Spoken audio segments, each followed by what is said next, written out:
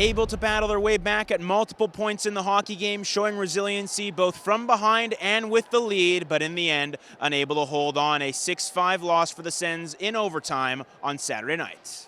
That was a pretty good hockey game for our group.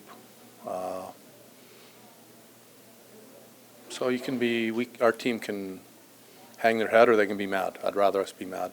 We played a hell of a hockey game tonight, and that happens. So, I've said it a lot, but it does happen, and we've got to move on.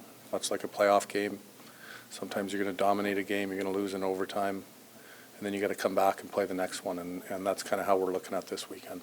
Very frustrating. We played a great 56 minutes.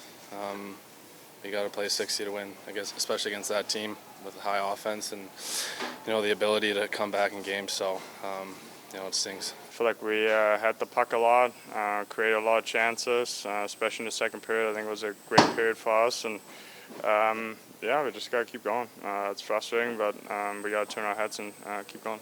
A difficult result in the end, but again, a lot of resiliency shown from the Sens, trailing 2-0 after a difficult opening frame, able to battle their way back with the captain getting one on the power play. Tim Stützle with a beauty between the legs to tie things up at 2, and though the Habs would take the lead at 3-2, a big one from Dylan Cousins to restore the 3-3 deadlock, and David Perron with a late one, a 4-spot for the Sens in the second period, able to add on as well with Jake Sanderson getting a big marker to make it 5-3, but once again unable to close things out here at home. You can't ask for a lot more as a coach from your team, and there isn't perfection in the game.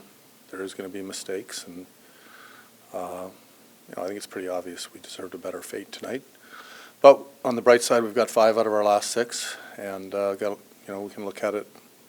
We've gained some momentum, and I've said it from day one. You learn from every game, and we move on from every game and get ready for the next one. The Sens do collect a point out of tonight's game and will head to Detroit tomorrow to face off against the Red Wings in another big divisional tilt. A 6-5 final tonight. For Sens 360, I'm Jackson Starr.